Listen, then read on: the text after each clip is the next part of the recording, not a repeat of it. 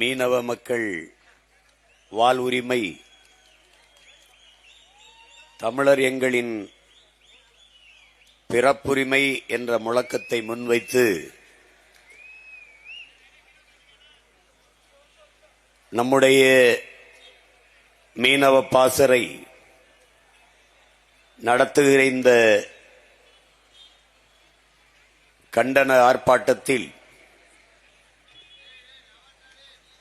பங்கேற்று கண்டன உரை நிகழ்த்தி அமர்ந்திருக்கிற தலைவர் பெருமக்கள்,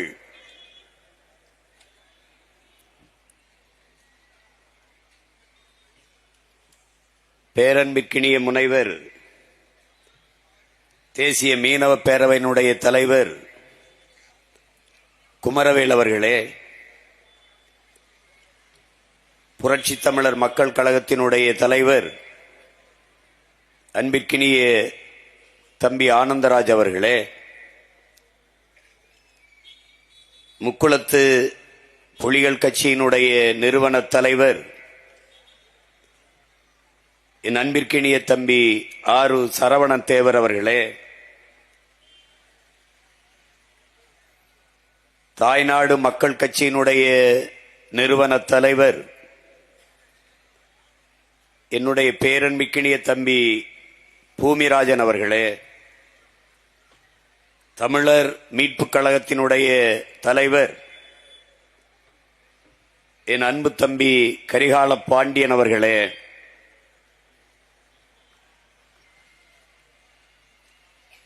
முக்குளத்தோர் எழுச்சி இயக்கத்தினுடைய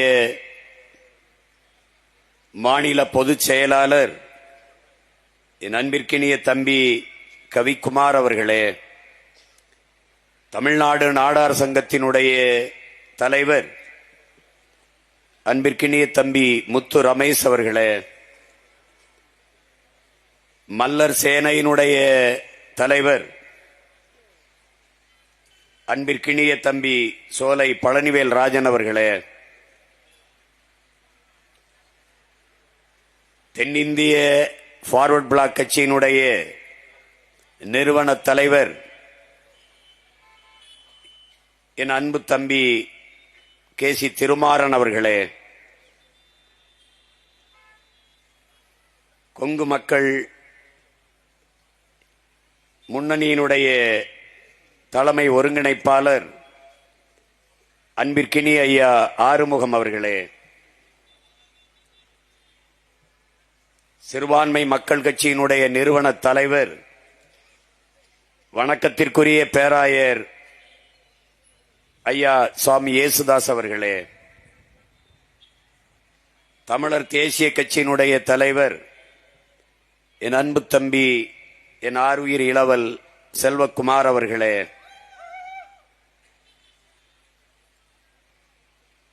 புரட்சி தமிழகம் பறையர் பேரவையினுடைய மாநில தலைவர் நம் அன்பிற்கினிய அண்ணன் ஏர்போர்ட் மூர்த்தி அவர்களே, இந்திய தேசிய லீக் கட்சியினுடைய தலைவர் மதிப்பிற்குரிய அண்ணன் தடா ரஹீம் அவர்களே, உணர்வு எழுச்சியோடு உரிமைக்காக நாம் போராடுகிற இந்த போராட்டத்தில் பங்கேற்றிருக்கிற உயிரோடும் உணர்வோடும் கலந்து வாழ்கிற என் உயிர் சொந்தங்களே, உங்கள் அனைவருக்கும் என்னுடைய அன்பும் வணக்கமும்.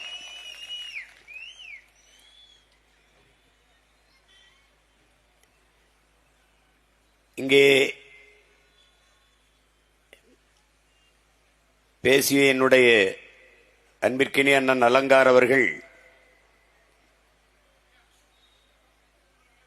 என்னை சந்தித்து பேசிய போது, நாங்கள் இந்த கட்சியை கலைத்துவிட்டு உங்கள் கட்சியிலே சேர்ந்து விடவா என்று கேட்டேன் என்று சொல்கிறார்கள்.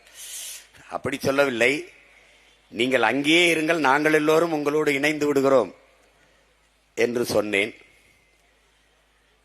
காரணம், மதிப்புமிக்க ஆற்றல்களை எல்லாம்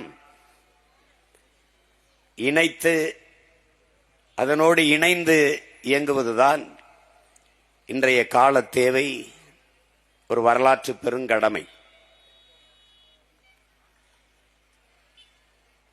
அண்ணன் அலங்கார் அவர்களைப் போன்ற ஆளுமைகள் தமிழ் தேசிய அரசியல் தளத்தை பலப்படுத்த இணைந்திருப்பது மிகுந்த பெருமைக்குரியது. அதற்கு என்னுடைய அன்பும் வாழ்த்துக்களும், அவருக்கு என்னுடைய நன்றியும். இங்கே பேசிய என்னுடைய தம்பி ஹுமாயூன் அவர்கள் இந்த காலம் இஸ்லாமிய மக்களுக்கு புனித நாள், நோன்பு காலம் என்று குறிப்பிட்டார். அதைப் போலவே கிறிஸ்தவ மக்களுக்கும் புனித காலம், அது தவக்காலம். இப்போது நான் நிற்கிற களமும் காலமும் புனிதமான காலம்தான். அடிமைப்படுத்தப்பட்ட இன மக்கள், உணர்வை இழந்து உரிமை இழந்து நிற்கிற மக்கள், அவர்களின் உரிமைக்காக போராடுகிற செயல் ஒவ்வொன்றும் புனிதமானதுதான். அந்த புனிதமான பணியை நாம் எல்லோரும் இணைந்து செய்து கொண்டிருக்கிறோம். இங்கே பேசிய என்னுடைய தம்பிமார்கள் சாதிய இயக்கங்கள் எல்லாம் இணைந்திருக்கிறோம் என்று குறிப்பிட்டார்கள். உங்களை எல்லோரையும், நம்ம எல்லோரையும் இணைத்தது இந்த அண்ணன் அல்ல, நம் அன்னை தமிழ் என்பதை நாம் எல்லோரும் அறிவோம். தமிழ் உலக மொழிகளின் தாய். அவள் என் அன்பு உடன் பிறந்தார்களே, அவள் பேரன்பின் தாய். அவள் எல்லோரையும் இணைப்பாள். சாதி மத உணர்ச்சிகள் நம்மை பிளந்து பிரிக்கும். நம் சதையை வெட்டுகிற கத்தி, அருவாள், கோடாரி போல அது. ஆனால் மொழி இன பற்றும் உணர்ச்சியும் நம்மை இணைக்கும், ஒரு நூல் ஊசி போல. ஒரு தாயின் பிள்ளைகள் நாம், தமிழ் தாயின் பிள்ளைகள். ஒரே வீட்டில் குழந்தைகளாக இருக்கும்போது வாழ்ந்தோம், வளர்ந்தோம். பிறகு எல்லோருக்கும் மணமாகி குழந்தைகளாகி குடும்பம் பெறுகிற போது வசதியாக வாழ தனித்தனியாக வீடு கட்டி குடியேறினோம். அதைப் போல நாம் தனித்தனி அமைப்புகளாக தேவைக்கேற்ப இருந்து இயங்குகிறோம். ஆனால் தாய் வீட்டிற்கு ஒன்றென்றால் நாம் எப்படி எல்லோரும் ஒன்று கூடுவோமோ, அப்படி தாய் நாட்டிற்கு ஒன்றென்றால் நாம் எல்லோரும் கூடுவோம் என்பதை இது உணர்த்துகிறது, உலகிற்கு எடுத்து காட்டுகிறது. நாங்கள் தனித்தனி இயக்கங்களாக இருக்கலாம், ஆனால் நோக்கம் ஒன்றுதான், தமிழ் தேசிய இனத்தின் உரிமை, விடுதலை, அதன் எதிர்கால பாதுகாப்பான நல்வாழ்வு. ஆதி தமிழ் குடிகள் பறையர்களின் அவர்களின் நில உரிமை, பஞ்சமர் நில மீட்பு, அதற்காக இந்த படை பேரணி நடத்தி பெருங்குரல் எழுப்பியது. பிறகு மீனவ சொந்தங்கள் அவர்களின் உரிமைக்காக இன்று களத்திலே ஒன்றிணைந்து நிற்கிறது. இதற்கெல்லாம் ஏன் போராட வேண்டும்? ஆதி தமிழ்குடி பறையருக்காக நிற்காமல், நாலாவது தாய்க்குடி மீனவ மக்களுக்காக நிற்காமல், ஒரு தமிழன் இருந்தால் அவன் பிறந்து பயனில்லை, அவன் பிறவி கடமை, அவனுடைய வரலாற்று பெரும்பணி. இதற்காக களத்திலே நின்று போராடுவது, இது தமிழ் தேசிய மக்களின் பிறப்புரிமை என்பதை மனதில் கொண்டு களத்திலே நிற்கணும். குறிப்பாக எங்களிலும் இளைய என் தம்பி தங்கைகள் உள்ள சுவற்றில் ஆழமாக பதிவு செய்ய வேண்டும். நமது முன்னவர்கள் இங்கே படமாக பொறிக்கப்பட்டிருக்கிற பாண்டியாதிபதி தேர்மாறன், இங்கே இருக்கிற நம்முடைய பாட்டனார் தாத்தா சிங்காரவேலர், இங்கே இருக்கிற பாட்டன் பாண்டியாபதி தேர்மாறன், நமது முன்னவர்கள், இங்கே பேசிய நமது முன்னவர்கள் எல்லாம், நமது தம்பிகள் எல்லாம் குறிப்பிட்டார்கள். பெரும்பிடுகு முத்தரையர் நமது பாட்டன் அப்படி அறியப்பட்டார். சுவரன் இளமாறன் என்கிறது அவருடைய பெயர். நமது முன்னவர்கள் எல்லோருமே பூலித்தேவன் மருது பாண்டியர், வீர பெரும்பாட்டி வேலு நாச்சியார், வீரன் அழகுமுத்துக்கோன், தீரன் சின்னமலை, பண்டார வன்னியன்,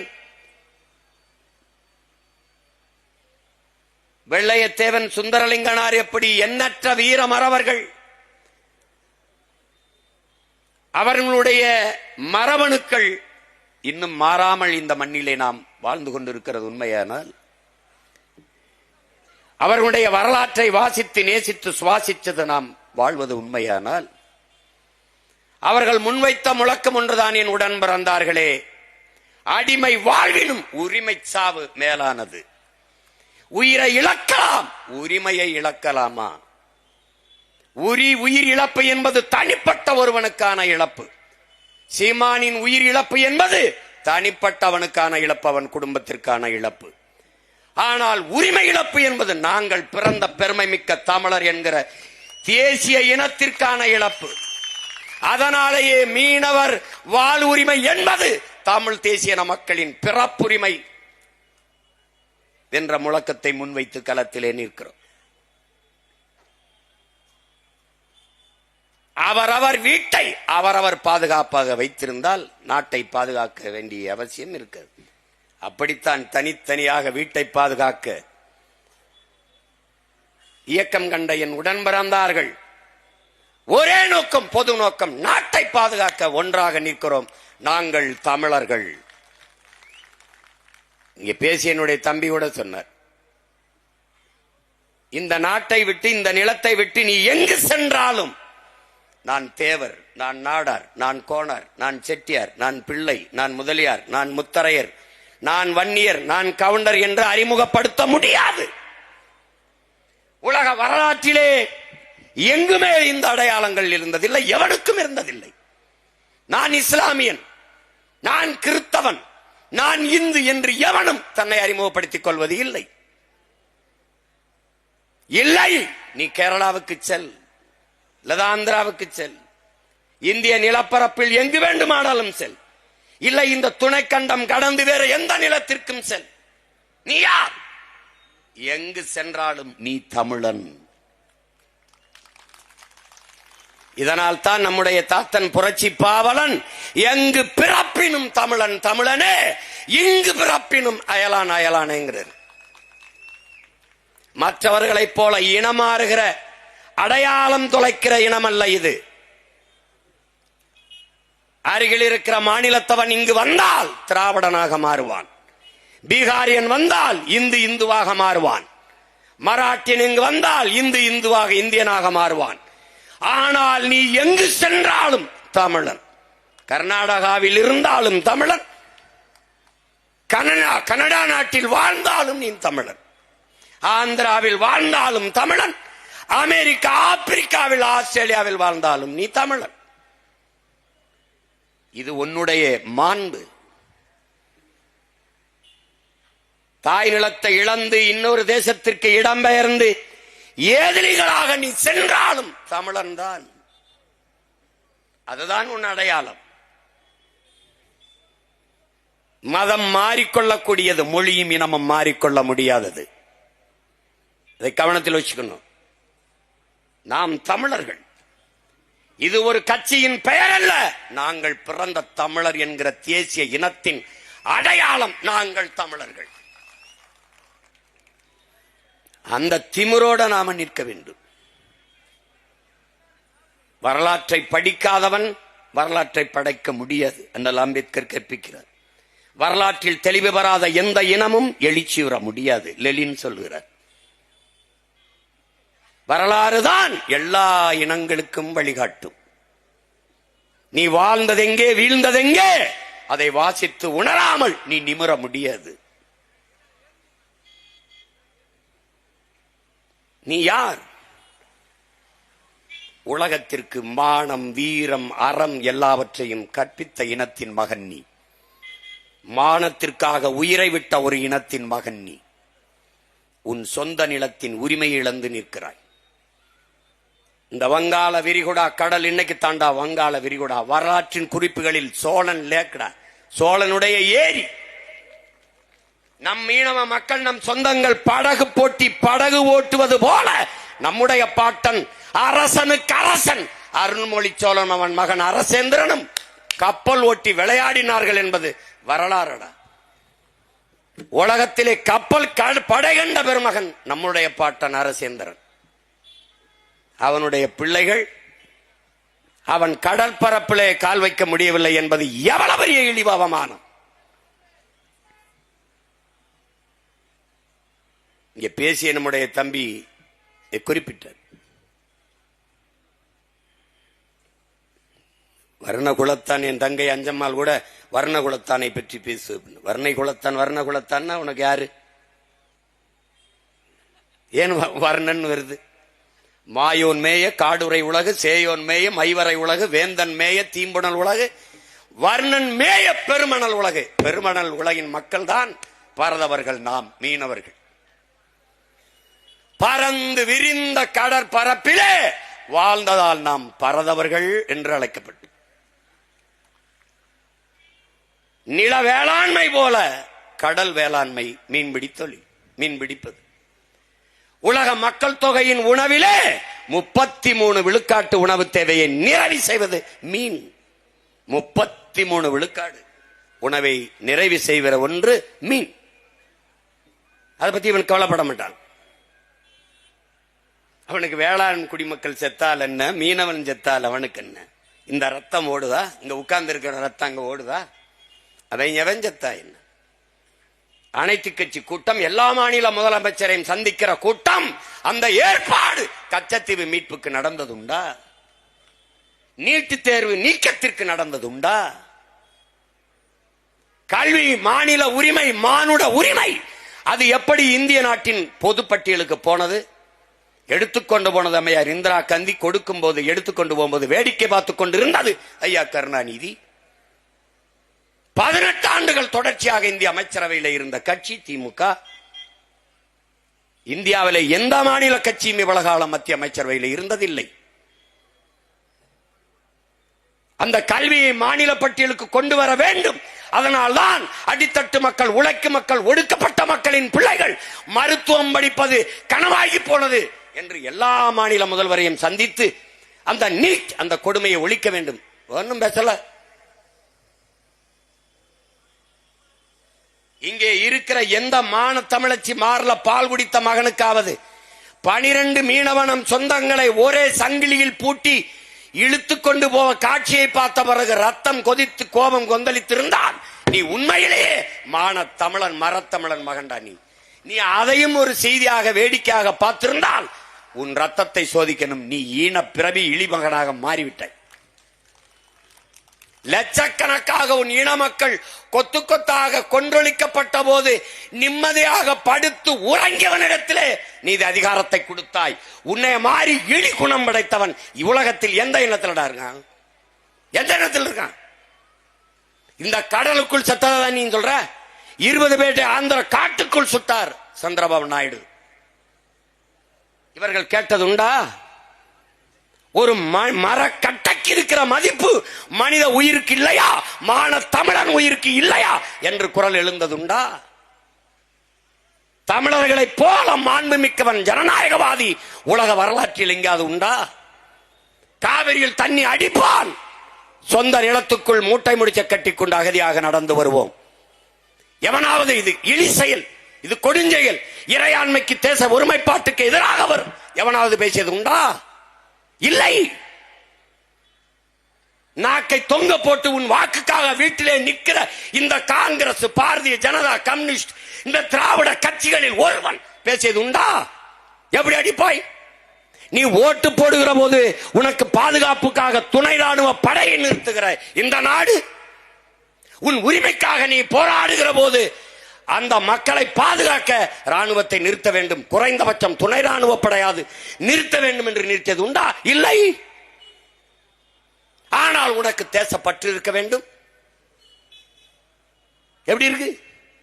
தவிச்ச வாய்க்கு தண்ணி வாங்கி தர முடியாத அரசின் மீது, நாட்டின் மீது, தேசத்தின் மீது உனக்கு எப்படி பற்று வரும்? எப்படி வரும்? எவ்வளவு பெரிய வேடிக்கை, எவ்வளவு பெரிய கொடுமை!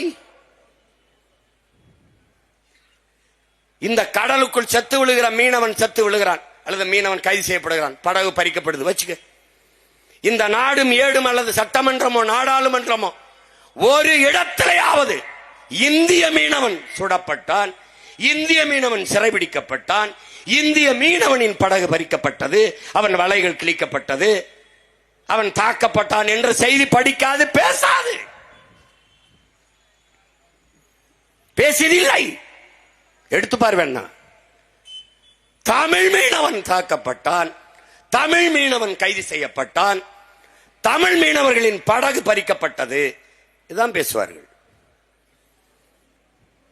இந்த இடத்தில் தான் என் உடன் பிறந்தார்களே, இந்திய மீனவன் சிறைபிடிக்கப்பட்டான், இந்திய மீனவன் தாக்கப்பட்டான் என்றால் அங்கே இந்திய தேசியம் இருக்கிறது, உயிர்ப்போட இருக்கிறது. தமிழ் மீனவன் தாக்கப்பட்டான் என்றால் அங்கே இந்திய தேசியம் செத்து தமிழ் தேசியம் பிறக்கிறது. இதுதான் இந்த நாட்டில். இங்கே பேசிய என் தம்பிகள் கூட ஜெய்ஹிந்த் என்று சொல்கிறார்கள். அது காரணம் எங்களுடைய தாத்தா தெய்வ திருமகன் முத்துராமலிங்க தேவர் அவர்கள் தேசப்பற்றோடு அவர் தேசியமும் தெய்வீகமும் மென்னிரு கண்கள் என்று முழங்கியவர். ஒருவேளை இன்று எங்கள் தாத்தா தெய்வ திருமகன் முத்துராமலிங்க தேவரும் எங்கள் தாத்தா பெருந்தலைவர் காமராஜரும் இன்று இருந்தால் எங்களை முந்திக் கொண்டு தமிழ் தேசியம் பேசியிருப்பார்கள். நாங்கள் பேசுகிற அரசியலை விட 1000 மடங்கு தீவிரமாக பேசியிருப்பார்கள். ஏனென்றால் இந்த நாடு என் நாடு. வரலாற்று பூர்வமான விவாதத்திற்கு வா. இந்த நாட்டின் அரசியல் சாசனத்தை எழுதி கொடுத்த புரட்சியாளர் அண்ணல் அம்பேத்கர் உலகத்திலே ஆகச் சிறந்த கல்வியாளன். நான் சொல்லல, நான் சொன்னா கூட நீ நம்புறதுக்கு மறுப்ப. ஆஸ்திரேலியா நாடு என் உடன் பிறந்தார்களே, ஆஸ்திரேலியா நாட்டின் பிரதமர் உலகத்தின் தலை சிறந்த கல்வியாளன் சிலையை நாங்கள் திறக்கப் போகிறோம் என்று போனார்கள். காட்சி காட்டப்படுகிறது, எல்லோரும் ஆவலோடு எதிர்பார்க்கிறார்கள், யார் உலகத்தின் தலை சிறந்த கல்வியாளன். அங்கே சென்றார். ஒரு அறையிலே, ஒரு அரங்கிலே சிவப்பு துணி, வெல்வெட்டு துணி, பட்டு துணி போர்த்தி ஒரு சிலை மறைக்கப்பட்டிருக்கிறது. அந்த சிலையை அந்த நாட்டின் பிரதமர் அந்த துணியை நீக்கி திறந்தார். அந்த சிலை மார்பளவு புரட்சியாளர் அம்பேத்கருடைய சிலை. ஒரு மனிதன் தன் வாழ்நாளிலே 10,000 புத்தகங்கள் படித்திருக்க வேண்டும், 10,000 மைல்கள் பயணம் செய்திருக்க வேண்டும். சீன பொன்மொழி ஐயா இறையன்பு எழுதிய 10,000 மைல் பயணம் புத்தகத்திலே தலைப்பிலே எழுதியிருப்பார். 10,000 புத்தகம். உலகத்தில் 64,000 புத்தகங்களை படித்தவன் அண்ணல் அம்பேத்கர். படுக்கிற இடம் கூட படிக்கிற நூலகத்திற்கு பக்கத்தில் இருக்க வேண்டும் என்ற அறை எடுத்து தங்கி தங்கி படித்தவர். அவர் சொல்லுகிறார், இந்தியாவை இந்துக்கள் நாடு என்று சொல்வதை நான் ஏற்க மாட்டேன். இந்த நிலப்பரப்பு முழுதும் தமிழை தாய்மொழியாக கொண்ட நாகர்கள் தான் பரவி வாழ்ந்தார்கள். என்னுடைய மூதாதைகளின் மொழி கூட தமிழ்தான் எழுதியிருக்க. அப்ப என்ன உறுதியாகுது? பாரத நாடு பைந்தமிழர் நாடு, இந்திய நாடு என் நாடு. பேரன்பினாலும் பெருந்தன்மையினாலும் எங்கள் முன்னவர்கள் செய்த பிழையால் வான தமிழ் மக்கள் குறுகி குறுகி காலடியில் கிடக்கிறோம். இந்த காலடி நிலமும் களவாடப்படுகிறது என்பது அறிந்துதான் துணிந்து நிமிர்ந்து எழுந்து கிளர்ச்சி செய்கிறோம். இதுக்கு நடுங்கிறான் திராவிடன், நடுக்குறுகிறான், பயப்படுகிறான். ஒரு கூட்டம் போட்டால் கொடி கட்டாதே, பதாகை வைக்காதே, சுவரொட்டி போடாதே, அதை போடாதே, இதை போடாதே. பேரரசுகள், முகலாய பேரரசு, பிரிட்டிஷ் பேரரசு, சேர சோழ பாண்டிய பேரரசு, விஜயநகர பேரரசு, மராட்டிய பேரரசு எல்லாம் வீழ்ந்திருக்கிறது. பெருமக்களே, அற்ப திராவிட பதிர்கள் நீங்கள். என்ன அவனி சிங்கமும் புலியும் சேர்ந்து வேட்டையாடினால் திராவிட பண்ணி என்ன ஆகும் என்று ஒன்னும் செய்ய முடியாது, ஒன்னும் செய்ய முடியாது. இந்த வர்ணகுலத்தான் 16ஆம் நூற்றாண்டு, இப்ப இல்ல 16ஆம் நூற்றாண்டு 1616 1616 ஒரு பெரும் வீரன், நம்முடைய மூதாதை, நம்முடைய பாட்டன், இன்னைக்கு இருக்கிற தஞ்சை நாகப்பட்டினம் பகுதியிலே வாழ்ந்த ஒரு பெரும் மறவன். மிகப்பெரிய தளபதி, கடற்படை தளபதி. போர்ச்சுகீசியர் இங்கு ஆளுகிற போது தமிழர் நிலப்பரப்பையும் கடல் கடல் தளத்தையும் தன் கட்டுப்பாட்டுக்குள் கொண்டு வர வேண்டும் என்றவன் முயற்சிக்கிற போது ஒற்றை வீரனாக எதிர்த்து போரிட்டு அதை தகர்த்தவன். போர்ச்சுகீசிய வரலாற்று ஆசிரியர்கள் தங்களுடைய வரலாற்றை குறிப்பிடுகிற போது பெரிய எதிரி என்று இந்த வர்ணகுலத்தானை அந்த மக்களால் செம்நாயக்கர் என்று அழைக்கப்பட்ட வர்ணகுலத்தானை பெரிய எதிரி என்று குறிப்பிட்டிருக்கிறார்.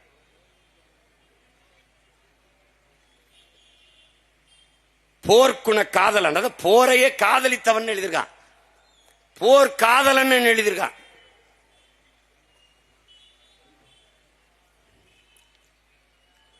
அப்படிப்பட்ட வீரன் வளைகுடாவின் சுறா என்று வர்ணிக்கப்பட்ட, வரலாற்றாசிரியர்களால் குறிக்கப்பட்ட, அதுவும் அவன்ல எந்த போர்ச்சுகீசிய காலனி ஆதிக்கத்தை எதிர்த்து போரிட்டாரோ போராடினாரோ அவன் தன் வரலாற்று குறிப்பில் எழுதியிருக்கான் வளைகுடாவின் சுறா என்று.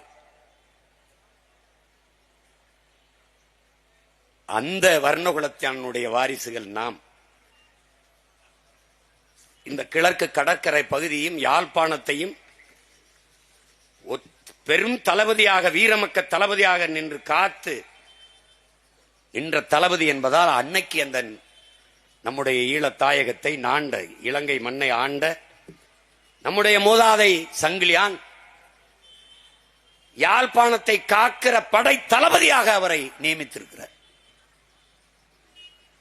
கடலையே கட்டி காத்த காப்பாற்றிய அந்த வர்ணகுலத்தானுடைய வாரிசுகள் கடல்ல கால் வைக்க முடியல.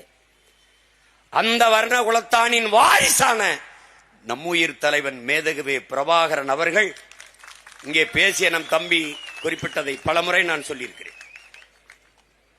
நான் இங்கிருந்து விண்ணூர்தியில் பயணம் செய்தேன். ஆனால் அங்கிருந்து மன்னார் கடற்பரப்பில் அரை மணி நேரத்திற்கு மேலாக கடல் பரப்பிலே தான் நான் பயணம் செய்தேன். அப்போது சுற்றி படகுகளிலே மீன்பிடித்துக் கொண்டிருந்த நமது சொந்தங்கள், நாங்கள் விடுதலை புலிகளின் படகுகளை போறதை பார்த்துவிட்டு கையசைத்தார்கள். கையசைத்தோம், எல்லாம் நம்மவர்கள் என்று. தலைவரோடு பேசிக் கொண்டிருக்கும் போது சொன்னால், நம்முடைய கட்டுப்பாட்டில் இருக்கிற கடற்பரப்பில் நம்முடைய மீனவ சொந்தங்கள் எவ்வளவு பாதுகாப்பாக மீன்பிடித்து திரும்புகிறார்கள் என்று நீங்கள் பாருங்கள் என்று. என் அன்பு தம்பி தங்கைகளே, என் அருமை உடன் பிறந்தார்களே, இனி ஒன்றும் நம்மளை செய்ய முடியாதவர்களால் தலைவர் 35 ஆண்டுகளாக தமிழீழ மண்ணிலே அந்த போராட்டத்தை, வீரஞ்செறிந்த அந்த விடுதலை போராட்டத்தை, தாய் மண்ணை மீட்க காக்க போராடி அந்த புரட்சிகர விடுதலை போராட்டத்தை தொடர்ச்சியாக உறுதியாக தளர்ச்சியின்றி செய்ய முடிந்தது என்றால் அதற்கு காரணம் கடற்பரப்பிலை வாழ்ந்த நம் மீனவ சொந்தங்கள் என்பதை என் அன்பு தம்பி தங்கிகள் மறந்துவிடக்கூடாது. கடைசி நேரத்தில் கையெறு நிலையில் நிறுத்தப்பட்டு ரகோத்தமன் என்கிற அந்த புலனாய்வுத்துறை அதிகாரி அவர்கள் இன்று மறைந்து விட்டார். அவர் தொலைக்காட்சி வாதத்திலே எல்டிடிக்கு, அவர் மொழி எல்டிடிக்கு போன அந்த ஆயுதம், எல்லா உதவிகளையும் கருணாநிதி அவர்கள் நிறுத்தி விட்டார்கள், லைஃப் லைனை துண்டித்து விட்டார்கள், இந்த வார்த்தையை பயன்படுத்தியிருந்தார். என்னிடத்திலே தலைவர் அம்மையார் ஜெயலலிதா அவர்கள் நம்மவர்களை பிடித்து சிறையில் போட்டாலும் கடற்கரையில் என்னை கண்டுகொள்ளவில்லை. 5 ஆண்டுகள் அவர் ஆட்சியில் எனக்கு வர வேண்டியதெல்லாம் தடையின்றி வந்து கொண்டிருந்தது. என்ன வந்தது? மருந்து, மாத்திரை, இரத்த பொட்டலங்கள், அரிசி, பருப்பு, எண்ணெய், பெட்ரோல், டீசல், மண்ணெண்ணெய், இது போன்றது. ஆனால் இவர் நம்மவர் தமிழ் தலைவர் என்கிறார்களே, இவர் வந்துவிட்டால் என்றால் கடற்கரையை சுத்தமாக இறுக்கி மூடிவிட்டார். எந்த அத்தியாவசிய பொருளும் உள்நுழையவில்லை, கொண்டு வர முடியவில்லை. அதனால் நீங்கள் பேசி பாருங்கள், கடற்கரையில் ஏதாவது ஒரு ஓரத்தை தளர்த்திவிடச் சொல்லி என்றார். வந்தேன், அந்த செய்தியை சொல்வதற்கு பலமுறை முயன்றேன், அவர் தவிர்த்தார். தொடர்ச்சியாக இடைவெளி நம் இனம் மொத்தமும் செத்தது, ஒரு சகித்தார்கள். நம் இனத்தின் பிணத்தின் மீது நாற்காலியை போட்டு பதவி அனுபவித்தார்கள். 1.5 ஆண்டு காலம் தொடர்ச்சியாக சிறைக்குள் தனி சிறை. நானும் புத்தகங்களும் மட்டும்தான். இருளில் புத்தகங்களை இந்த குறைந்த வெளிச்சத்தில் படித்து கொண்டிருக்கும் போது ஒரு முடிவெடுத்தேன், உங்கள் மகன் இவர்களை ஒழித்தாலே ஒழிய நம் இனத்திற்கு விடுதலை இல்லை.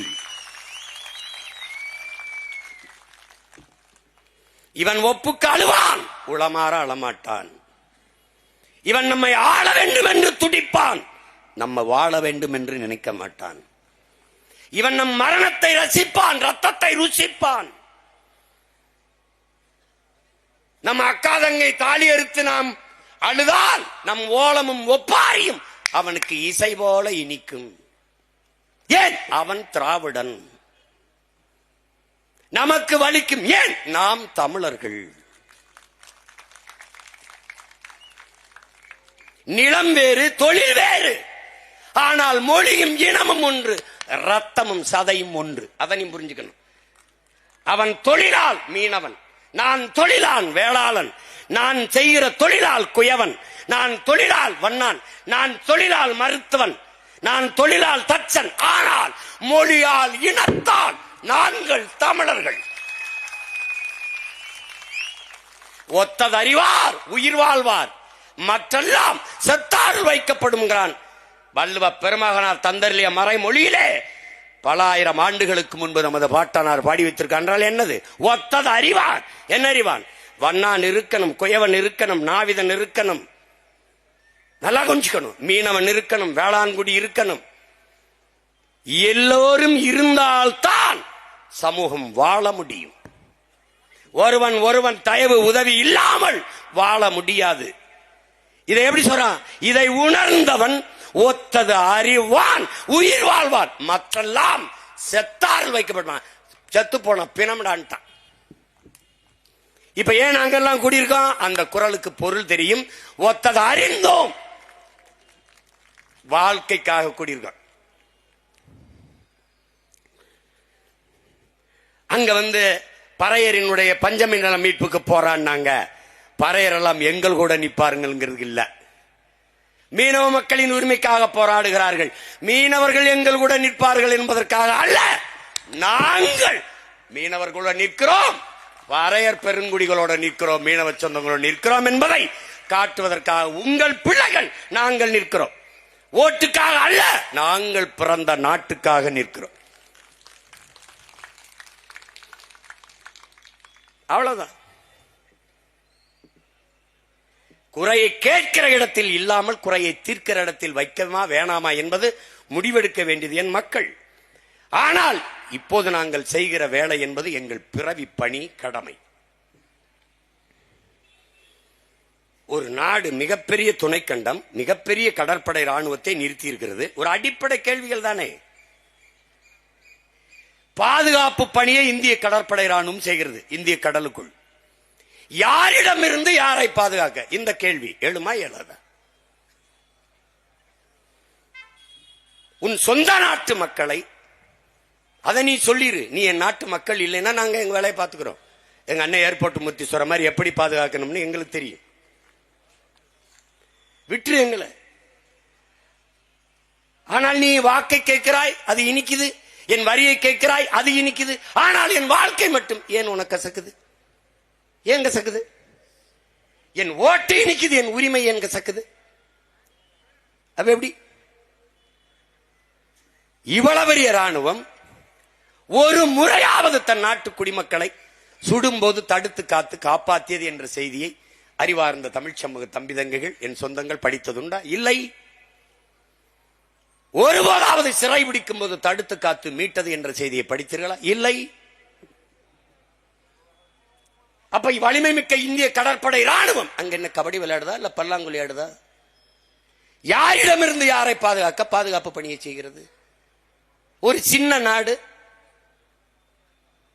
ஒரே ஒரு முறை என் மீனவனை தொட்டா என்றால் பொருளாதார தடை. உன்னோட வர்த்தகம், தொழில், ராணுவம் எந்த ஒப்பந்தமும் கிடையாது சொன்னால் தொடுவானா? தொடமாட்டான். ஏன் இவன் சொல்ல மாட்டான்? சாபவன் தமிழன், சகித்துக் கொள்வான். ஏனால் இந்தியர்கள் திராவிடர்களுக்கு தமிழும் தமிழர்களும் பகைவர்கள். எந்த இடத்தில் உன் உரிமைக்காக உன் உணர்வை மதித்து உன் உயிரை மதித்து நின்றிருக்கிறான் சொல்லு. காவிரி காங்கிரஸ் திமுக இல்ல காங்கிரஸ் பிஜேபி இல்ல கம்யூனிஸ்ட் நிலைப்பாடு. முல்லை பெரியாற்று உரிமை காங்கிரஸ் கம்யூனிஸ்ட் பாரதிய ஜனதா இந்த கட்சிகளின் நிலைப்பாடு ஒண்ணு இல்ல. கச்சத்தீவு மீட்பு கொடுத்ததுதான். தம்பியோட பேசின அதேதான் சொல்லும். யாருடைய சொத்து? உங்க அப்பன் சொத்தா, உங்க அத்தா சொத்தா? இது என் தாத்தா சொத்து. சேதுபதி மன்னனுடைய என்னுடைய பரம்பரை நிலம். தம்பி துரைமுருகன் சொன்ன மாதிரி இந்தியாவை நீ துண்டாட விரும்புகிறாய். நாங்கள் இந்திய நிலப்பரப்பை பெருசாக்க ஒரு முறை எடுத்து என் தாய் நிலத்தோடு சேருங்கிறோம். என்னைய பிரிவினைவாதிங்கிற நீ கொடுத்தது அஞ்சு, நீ தேசியவாதிங்கிற. நேடாது என்னது? இப்ப ஒருவேளை எங்க கிட்ட அதிகாரம் வந்துடுச்சு, இந்த கச்சத்தீவை பிரிச்சு எடு. நீ கச்சத்தீவை நான் கேட்கல, அவன் விட்டுட்டு போயிடுவான். அவனுக்கு தெரியும். இலங்கை கடற்படைக்குள்ள சீன இருக்கான். நம் மீனவர்களை தாக்குறான். செய்தி பாத்துக்க, பத்திரிகையில் இருக்கு, நீங்க இன்னும் கூட இருக்கு, படிச்சுக்கலாம். அடிக்கிறான், சிங்கள ராணுவ வீரன் அடிக்கிறான். அடிக்கும்போது இந்த சீனன் அடிக்கிறான். அடிக்கும்போது எப்படி அடிக்கிறான்? நம்ம மீனவர்கள் சொந்தங்களை, they are all bloody Indians, fool Tamilians அடிக்கிறான். எப்படி அடிக்கிறான்? bloody Indians, fool Tamilians அடிக்கிறான் அந்த சீன. இந்த வேர்காம் பாருங்க, இந்த சிங்களன், no no no no, they are all Prabhakaran relations. அப்படியே அந்த உரையாடல புத்தகத்தில் எழுதியிருக்கான். இதுல இருந்து நீ சொன்னாலும் சொல்லனாலும் அவனுடைய ரிலேஷன்ஸ் தான் நீ. உலகம் அப்படிதான் உன்னை பார்க்கும். இப்போ நம்ம பல தடவை கேட்டோம், இவன் செய்ய மாட்டான், நல்லா தெரிஞ்சுக்கணும். இவன் கேட்க மாட்டான், பேச மாட்டான். ஏன்னா இந்த பாரு, இங்க இருக்கிற பிரச்சனை தங்கச்சி அஞ்சம்மாள் சொன்ன மாதிரி, இது மீனவன் பிரச்சனை, அது மாணவன் பிரச்சனை, அது விவசாயி பிரச்சனை, இது போக்குவரத்து தொழிலாளர் பிரச்சனை. இங்க இதுதான்டா பிரச்சனை. இந்த மீனவனுக்கு அவனே போறான்னு, முத்தரைக்கு ஒரு பிரச்சனையா, என் தம்பி செல்வகுமார் தான் போறான்னு, தேவேந்தருக்கு ஒரு பிரச்சனையா, அது இந்த தேவேந்தர் சமூகம் தான் போறான்னு, பறையர் கொண்டா பறையரே போறான்னு. எப்படா உன் உரிமையை மீட்ப? இதில் எந்த பிரச்சனையும் நம் சொந்த பிரச்சனை, நம் இனத்தின் பிரச்சனை என்று என்னைக்கு வருகிறியோ அன்றுதான் எழுச்சியான போராட்டமாக மாறும். அதிகாரம் கவனத்தில் எடுக்கும், தீர்வு வரும். கடல்ல மீன் பிடிக்கிறது மீனவன் பிரச்சனை இல்ல, நம் உரிமை பிரச்சனை. இப்ப கடற்கரையில சமாதி கட்டுறதுல நம்ம அதை தகர்க்கணும் சொல்றது மீனவர் வாழ் உரிமைக்காக இல்ல. கடற்கரை தமிழனுடைய கடற்கரை, என்னுடைய பொது சொத்து. அது எவனுக்கும் கல்லற கிடையாது. அது உங்க ஒப்பனுக்கும் கிடையாது, உன் தாத்தனுக்கும் கிடையாது, எவனுக்கும் கிடையாது. கடற்கரை கடற்கரை தான். இந்திய நாட்டிலே இந்த நாட்டை ஆண்ட பிரதமர் எவனும் கடற்கரையில் படுத்திருக்கானா? இந்திய நாட்டில் எத்தனை மாநிலங்கள், அத்தனை மாநில முதலமைச்சர் கடற்கரையில் படுத்திருக்கானா? நீ என்னத்த புடுங்கிட்டான்னு எல்லாரும் 2 ஏக்கர்ல படுத்திருக்க? இல்ல எங்க பாட்டனை போல விடுதலைக்கு செக் இழுத்தியா, இல்ல தூக்குல தொங்குனியா, இல்ல சிறை வெட்டியா, மிதி வெட்டியா? ஒன்னும் பண்ணல. அப்ப அது கடக்கும் போது நமக்கு ஒரு வெறி வரும்பாரு. எங்களையெல்லாம் தூக்கி சுடுகாட்டில் போட்டு நாட்டே சுடாதாக்கி நீ மல்லாந்து குழு குழுன்னு கடற்கரையில் படுத்துக்கிட்டு சேட்டை தானே இது. நாமெல்லாம் பேராசைப்பட்டு எல்லை தாண்டி போன, நீ என்ன பட்டு அங்க படுத்திருக்கிற? என்னது? ஒருத்தன் கேட்க மாட்டான், எல்லை தாண்டி மீனவன், கேரள மீனவன் வந்துறான். ஏன் அவனை நீ கைது பண்ண மாட்ட? ஏன் சுட மாட்ட? ஏன்னா அவனுக்கு பெத்தவன் அப்பன், எனக்கு மத்தவன் அப்பன். தொடா பாப்பம்ங்கிறான். இங்க பேசிய என் தங்கை அனீஸ், என் தம்பி இம்மா எல்லாம் பேசினாங்க. இத்தாலி கடற்படைங்க கேரள மீனவன் 2 பேர் படகுல போற போது எச்சரிக்கிறாங்க, அவன் கடற்படை எச்சரிக்கிறான், கிட்ட வர்றான், வேற எது எதிரி படையோ உளவுப்படை தெரியல, சுட்டுறாங்க, சந்தேகத்துல சுட்டுறான். 2 மீனவன் செத்துறா. உடனடியா அந்த அரசு தண்டம் விதிக்குது. தண்டம் விதிச்சு 2 கோடி அவன்கிட்ட வாங்கி ஒவ்வொரு குடும்பத்துக்கும் ஒவ்வொரு கோடி கொடுத்துருது. ஆனால் 850 மீனவன் செத்துருக்கான். ஒத்த பொட்டு ₹1 காசு நெத்தியில பொட்டு காசு தரல. எப்படி இருக்கு? மீனவன் பிடித்து வந்த மீனுக்கு இருக்கிற மதிப்பு மீனவன் உயிருக்கு இல்ல. இங்க அதான் பிரச்சனை. அது சிறை பிடித்துறாங்க அந்த இத்தாலி கடற்படை வீரர்களை. இந்திய நாடாளுமன்றத்தில் விவாதிக்கிறாங்க. நல்லா கொஞ்சிக்கணும். என்ன சொல்றாங்க? இந்த குற்றத்திற்கு, மீனவர்களை சுட்டுக் கொன்ற இத்தாலி கடற்படை வீரர்களுக்கு அதிகபட்ச தண்டனையாக மரண தண்டனை கொடுக்கலாம்ங்கிறாங்க. இருக்கு செய்தி, நானா சும்மா சொல்ல. எவ்வளவு தூரம் போறான் பாருங்க. ஏன்னா அங்க ஆள் இருக்கான், அவனுக்கு அப்ப இருக்கான், அவ்வளவு தூரம் வேலை நடக்குது. ஏன் அந்த அரசு, காங்கிரஸ் அரசு அவ்வளவு துடிக்குது? காங்கிரஸ் ஆளுகிற உயரத்தில் அங்க இருக்குது. அதை இழந்து விடக்கூடாது என்று அந்த மக்களின் உரிமைக்கு நிக்குது. கர்நாடகாவில் காவிரி நதிநீர் உரிமை நம்ம கேட்கும் போது வாய் திறக்காத இந்த கட்சிகள் ஆள்வது திருப்பி திருப்பி பாரதிய ஜனதா காங்கிரஸ் தான்.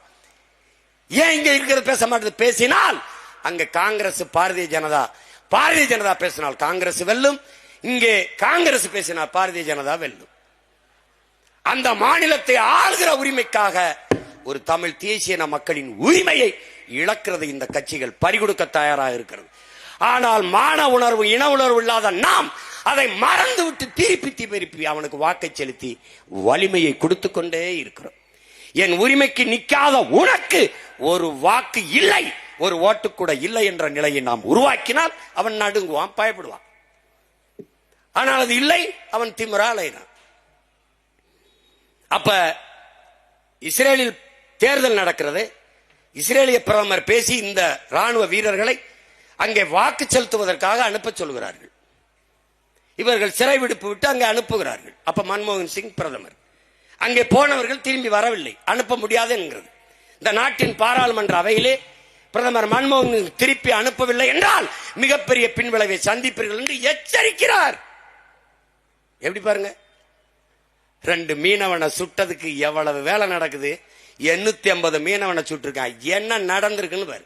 எங்க அண்ணன் ஏர்போர்ட் மூர்த்தி பேசின மாதிரி, நீ காங்கிரஸ் மீனவர் சங்கம், பாரதிய ஜனதா மீனவர் சங்கம், அதிமுக மீனவர் சங்கம், திமுக மீனவர் சங்கம், அவன் வெட்டி போடுறான் 2 அங்கம். இப்படித்தான், வேற ஒண்ணும் கிடையாது. வேற என்ன நடக்குது? என்ன நடக்குது? ஏன் தமிழின மக்கள், இத்தனை கோடி மக்கள் இருந்தும் இவர்களுக்கு அதிகாரம் வரவில்லை என்றால், சாதி மதங்களாக பிளந்து பிரிந்து நிற்பதால் ஓர்மை இல்லை. ஓர்மை இல்லாதால் அரசியல் வலிமை இல்லை. அரசியல் வலிமை இல்லாதால் அதிகார வலிமை இல்லை. இவ்வளவுதான். இதைத்தான் நம்முடைய ஐயா காப்பா அரவாணன் தன்னின பகை என்கிறார். தேவேந்திரரை நிறுத்தினால் தேவர் போட மாட்டார், நாடாரை நிறுத்தினால் கோனார் போட மாட்டார், பறையரை நிறுத்தினால் படையாச்சி வாக்கு போட மாட்டார். இப்ப எப்படி தமிழ் தேசிய மக்களுக்கு, தமிழின மக்களுக்கு அதிகாரம் வரும், அரசியல் வலிமை வரும்? ஆனால் கருணாநிதி பேரனுக்கும் பேத்திக்கும் ஓட்டு போட்டு விடுவார். ஏன்? இதுதான் இங்க இருக்கிற கொடுமை. ஒரு கவுண்டர் நாட்டாண்டால் அந்த சாதி ஆதிக்கம் பெறும் என்று மற்றவன் நினைக்கிறான். ஆனால் ஜெயலலிதாவோ கருணாநிதியோ எம்ஜிஆரோ அல்லது ஐயா ஸ்டாலினோ ஆண்டால் தேவரும் கை கட்டுகிறான், கவுண்டனும் கை கட்டுகிறான், நாடாரும் கை கட்டுறான், வன்னியனும் கை கட்டுறான், நாமும் கட்டி விடுவோம், போட்டுறான். அதனால மொத்த வீட்டுக்காரனே ஆண்டுட்டு போயிடுறான். இதை யதார்த்தத்தை புரிஞ்சுக்கணும். அப்புறம் வெளியில வந்து நாங்கள் யார் தெரியுமா, நாங்க எவ்வளவு பெரிய ஆள் தெரியுமா, அதான் தெரியுது. செருப்படி வாங்குறது, 2-3 சீட்டுக்கு முட்டிக்கால் போடுறது, சொந்தமா சுயமா தன்மானத்தோடு நினைக்கிறத பேச முடியல. அப்புறம் எம்எல்ஏ ஆகி எம்பி ஆகி எங்க போய் எம்பிரணி? எதுக்கு என்ன எம்பிரணி? தொடர்ச்சியாக மீனவ மக்கள் பட்டினி போராட்டம். இந்த படம் நானே என் தம்பி ரவிகிட்ட சொல்லி, சரி பட்டினி எழுது போராட்டம் கவனிச்சிட்டாரா? உடனே மாவட்ட ஆட்சியர் வந்து பார்த்துட்டாரா? இல்ல மீன்வளத்துறை அமைச்சர் வந்து பார்த்துட்டாரா? என்ன பிரச்சனை நாங்க பாக்குறோம் சொல்லிட்டாரா? முறையிட்டாரா? கடிதம். நீ முதலமைச்சரை தேர்ந்தெடுத்திருக்க நினைச்சு தெரிஞ்சினா நாம் பொறுப்பா? நீ போஸ்ட் மாஸ்டர் தேர்வு பண்ணிருக்க, நீ உனக்கான தலைவனை தேர்ந்தெடுத்துக்க நினைச்ச, நீ சாராய ஆலை முதலாளியை தேர்வு பண்ணிருக்க. அவருக்கு நீ படிக்கிறதை பத்தி கவலை இல்லை, நீ குடிச்சியா இல்லையாங்கிறத உங்க அப்பா கவலைப்படுவார். என் புள்ள படிக்குதா இல்லையாங்கிற கவலை. இன்னைக்கு அவன் குடிச்சானா இல்லையா? டே குடிச்சா நீ தள்ளாடுவாய், நீ குடிக்கவில்லை என்றால் உன் அரசாங்கம் தள்ளாடி விடும். உலகத்தில் இப்படி பாரு, பொது மனிதனா ஒரு நாட்டின் குடிகளை குடிக்க வச்சு அதில் இருந்து வருகிற வருமானத்தை வச்சு வளர்ச்சி நல்லாட்சின்னு பேசினான்னா இவனை மாறி ஒரு கேவலப்பட்டவர்கள் ஐயோக்கிற நீ உலக வரலாற்று எங்க பார்த்திருக்கியாடா? இங்க பார்த்திருக்கியா? சொல்லு. இவ்வளவு மக்கள் தொகை இல்ல, இவ்வளவு வருவாய் பெருக்கம் இல்ல, ஒண்ணுமே இல்லாத காலத்தில் பல அணைகளை கட்டி பல சாலைகளை போட்டு பல தொழிற்சாலைகளை கொண்டு வந்து 14,000 பள்ளிக்கூடங்களை கட்டி படிக்க வைத்தான் ஒரு தலைவன், நம்முடைய தாத்தா காமராஜ். மின் கட்டணம் உயர்வு, சொத்து வரி உயர்வு, 9 லட்சம் கோடி கடன், பெட்ரோல் டீசல் விலை உயர்வு, அரிசி பருப்பு விலை உயர்வு, எல்லாம் போக வரி வரி எல்லாம் எடுத்துக்கொண்டு சாராயம் வித்த அந்த காசுல அரசு நடத்த வேண்டியது இருக்குன்னா எதை பத்தி கவலைப்படுவோம்? மிக கொடுமையான ஒரு காலகட்டத்தில் நாம் மாத்திட்டோம். இதுவரை இந்த நாட்டை ஆண்டதிலேயே மிக மிக மோசமான முதல்வர் ஐயா ஸ்டாலின் அவர்கள் தான். உண்மையிலே அவருக்கு என்ன நடக்குன்னு தெரியல. இப்ப கள்ளச்சாராயம் குடிச்சு செத்தா அந்த அரசு பொறுப்பேற்கணும், அந்த துறை சார்ந்த அங்கிருந்த சட்டமன்ற உறுப்பினர் நீக்கணும், பாராளுமன்ற உறுப்பினர் நீக்கணும், அப்படி சொல்ல இல்ல. உடனே மாவட்ட ஆட்சியர் பணியிட நீக்கம் அப்படி தூக்கிறார், பணியை மாற்றி விட்டுறார். பணியிட நீக்கம் பணி மாற்றம், உயர் காவல்துறை எஸ்பி மாவட்ட எஸ்பி பணியிட மாற்றம். ஏன்னா அவன் தானே காட்சி வித்தது, ஊரல் போட்டது அவன் தானே. இப்ப இங்க தம்பி கூட சொன்னாரு பாருங்க, அங்க கள்ளச்சாராயம் காய்ச்சின இடத்துல படிக்கிற பிள்ளை 2 பிள்ளைய போய் தடுத்துட்டாங்கிறதுக்காக வெட்டி கொண்டுட்டான். வெட்டி கொண்டுட்டான். அதுக்கு என்ன நடவடிக்கை? அங்க இருக்க மாவட்ட ஆட்சியர் பணிமாற்றம், உயர் காவல்துறை அதிகாரி பணிமாற்றம். அரசு பொறுப்பு இல்லை, அதுக்கு தெரியாது, அதுக்கு தெரியாது. இப்ப அவர்கிட்ட கேளுங்க, 1000 கோடியா என்ன கேட்டாங்க பத்திரிகையில். 1000 கோடி 1000 கோடி இருக்காது, கூடத்தான் இருக்கும். அண்ணன் ஏர்போர்ட் மூர்த்தி கணக்கு சொன்னார் பாருங்க, அவர் சொல்ற கணக்கு படித்தா 14,000 கோடி 15,000 கோடி வருது. 10 ரூபா கேஸுக்கு, 10 ரூபா கணக்குக்கு. இந்த ஒரு இடத்துல தாண்டா தமிழ்நாட்டில் என் உடன் பிறந்தானே உற்பத்தி செய்கிறவனும் விற்பனை செய்கிறவனும் ஒரே முதலாளி இருப்பது டாஸ்மார்க்ல மட்டும்தான்டா. அவனே காய்ச்சறான், அவனே உற்பத்தி செய்யறான், அவனே விற்கிறான். இந்த ஒரு இடத்துல தான்.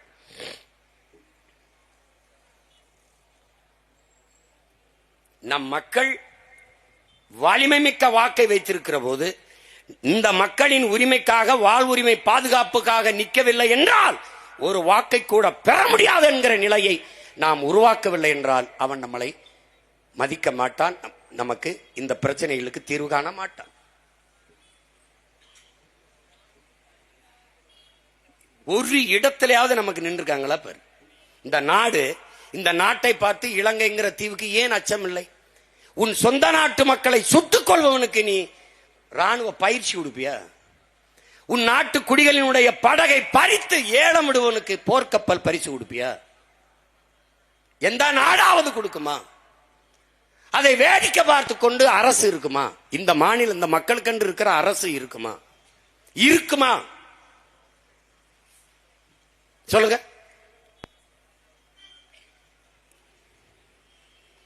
நம் தலைவன் அந்த நிலத்தில் படையோடு நிற்கிற வரை ஒரு மீனவனையும் தொட முடியவில்லை.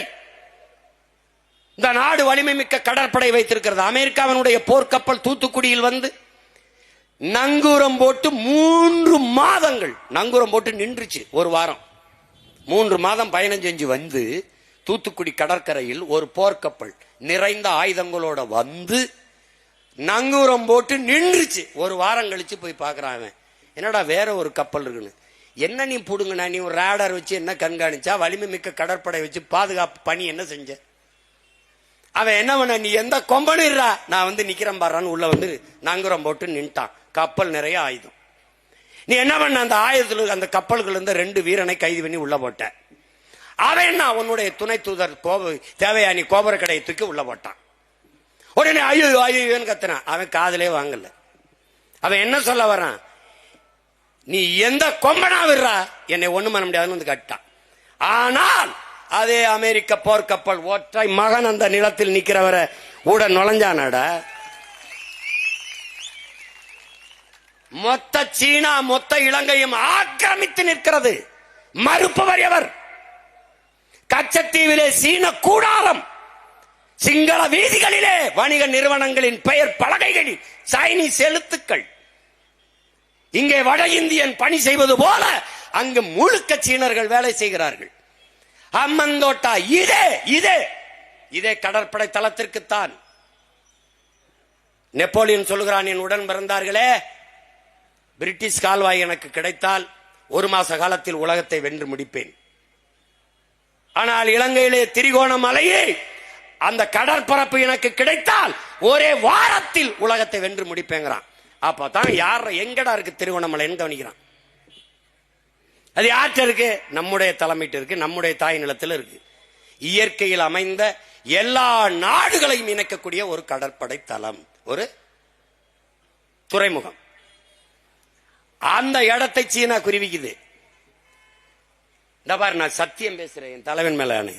தலைவர் வந்து என்ன பேசுது? 36 லட்சம் கோடியை கொடுக்குறேங்குது, நாடை அடைஞ்சு குடிக்கிறேங்குது, நீங்களே அதிபரா இருந்த ஆளுங்குது.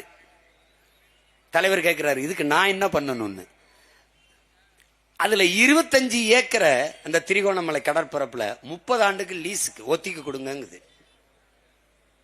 சரி, யோசிக்கலாம், போயிருது.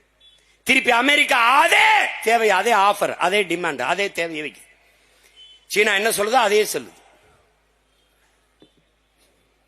அதிபராக்கிறோம், உங்களுக்கு விடுதலை பெற்றுக் கொடுத்துறோம், நீங்க ஆளுங்க, எங்களுக்கு அந்த கடற்பரப்பு மட்டும் கொடுங்க. சரி, தலைவர் அனுப்பிடுறாரு. திருப்பி முக்கியமான தளபதிகளை கூப்பிட்டு உட்கார்ந்து பேசுறாரு. என்ன செய்யலாம்? சில தளபதிகள் சீன தயவுல நம்ம நாடு அடைஞ்சுக்கலாம், பக்கத்தில் இருக்க நாடுன்னு. சில தளபதிகள் சீனா பக்கத்தில் இருக்க அடிக்கடி மூக்க நீட்டும், அமெரிக்கா பெரிய நாடு, அது தயவுல அடைஞ்சுக்கலான்னு. இப்ப இங்க ஒரு தலைவன் இருக்கான், நம்ம உயிருக்கு உயிரான தலைவன் சொல்றாரு, இது ரெண்டுல எதை செஞ்சாலும் இந்தியாவுக்கு எதிராக வந்துரும்லங்கிறாரு. இந்தியாவுக்கு எதிராக வந்துவிடக் கூடாது என்று நினைத்த தலைவனுக்கு எதிராக இந்தியா நின்றதுதான் வரலாற்றில் பெருந்துரோகம். தலைவர் மறுத்தார், ராஜபக்சே ஏற்றான், இறங்கிட்டான். அவனுக்கு எல்லா உதவியும் செஞ்சு நம்மளை அழிச்சான். இன்னைக்கு இலங்கையை அவன் கைப்பற்றிட்டான். அதே கடற்படை தளத்தை, அதே திரிகோணமலையை 90 ஆண்டுக்கு 900 கோடிக்கு லீஸுக்கு எடுத்து அம்மந்தோட்டாவில் கடற்படை தளத்தை அமைத்து விட்டான். நீ ஒன்னும் செய்ய முடியாது. நீ என்ன செஞ்ச? பாகிஸ்தான் போர் தொடுப்போம், பாகிஸ்தான் நாடே இருக்காது. ஏன்னா பெரிய சண்டை, சின்ன பையன். ஒரு வல்லாதிக்கத்தின் அழகு எளியோனோட மோதுவதில்லை. உலகத்திலே கொடுமையான வன்முறை, ஒருவனை அடித்தால் திருப்பி அவன் அடிக்க மாட்டானா, அவனை அடிப்பதுதான். அவன் அப்படி அடிப்பான். பாகிஸ்தான் அப்படின்பா, அமெரிக்கான்னா பேசி தீர்த்துக்கிடுவோம், சீனான்னா பேசிக்கிடுவோம். அருணாச்சல பிரதேசத்தை என்னுடைய மாநிலம் என்கிறான். தொட்டு பாரா, சொல்ல சொல்ல பாப்போம். அந்த மாநிலத்தின் நடுப்பகுதியில் நின்று நாட்டின் பிரதம அமைச்சரை பேச சொல்லிடுறா பாக்குறேன். சொல்லு பாப்போம், பேச சொல்லு. 41 கிராமங்களை எல்லாம் அவன் ஆக்கிரமிச்சா, அவன் பேரை வச்சுட்டான், சீனா பேருல. கொஞ்சம் கொஞ்சமா 100 கிலோமீட்டர் 200 கிலோமீட்டருக்கு அவன் கொஞ்சம் கொஞ்சமா அந்த எல்லை வேலியில நகர்த்தி கொண்டே வரான். கேட்க யார் இருக்கா? இதேதான் நேரு அவர்கள் வட இந்தியாவில் ஒரு பகுதியை எடுத்து வட இந்திய நிலப்பரப்பில் சீனாவுக்கு தாரை வார்த்தார். அதேதான் இதை எடுத்து தாரை வார்த்து கொடுத்தார் அம்மையார் இந்திரா காந்தி.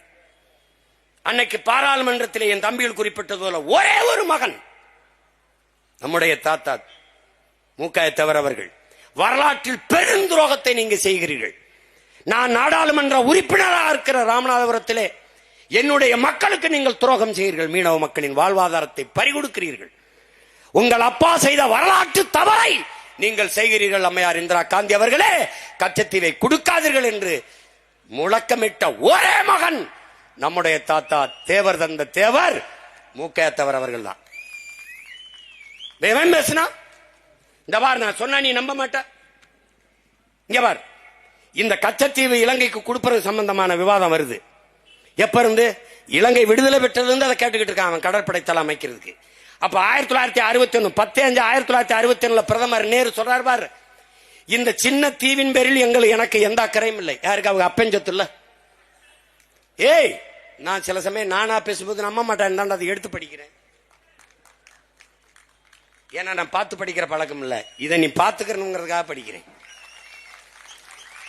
இந்த சின்ன தீவின் பேரில் எனக்கு அந்த முக்கியத்துவம் இல்லை. மேலும் அதன் மீதான நமது உரிமையை விட்டு கொடுப்பதில் எனக்கு எந்த தயக்கம் இல்லை. ஏன்? அவருக்கு சம்பந்தம் இல்லை. பாரு ஐயா பெருமகனார் நேரு, அடுத்த ஒரு தானே தலைவர், தன்மான தலைவர் டாக்டர் கலைஞர், முத்தமிழறிஞர். பாரா இங்க பாரா, கீழே பாரா. 1973 அக்டோபர் 15-16 இதில் கொழும்புவில் இந்திய ஸ்ரீலங்கா அரசுகளின் இடையே பேச்சுவார்த்தை நடத்தப்படுவதற்கு முன்பே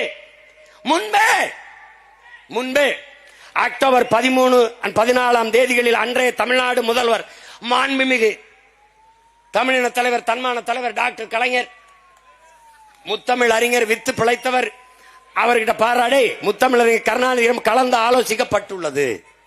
ஸ்ரீலங்கா அரசுடனான பேச்சுவார்த்தையில் அதனுடைய செய்திகள், அதாவது சாரம் அனைத்து முதல்வருக்கு தெரிவிக்கப்பட்டுக் கொண்டே இருந்தது.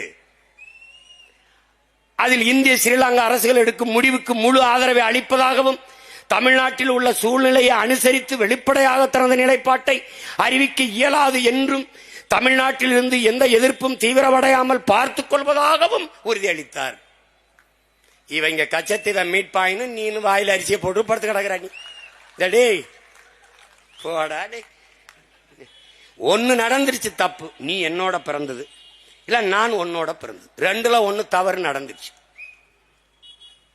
எப்படி மீட்பான்? எப்படி மீட்பான்?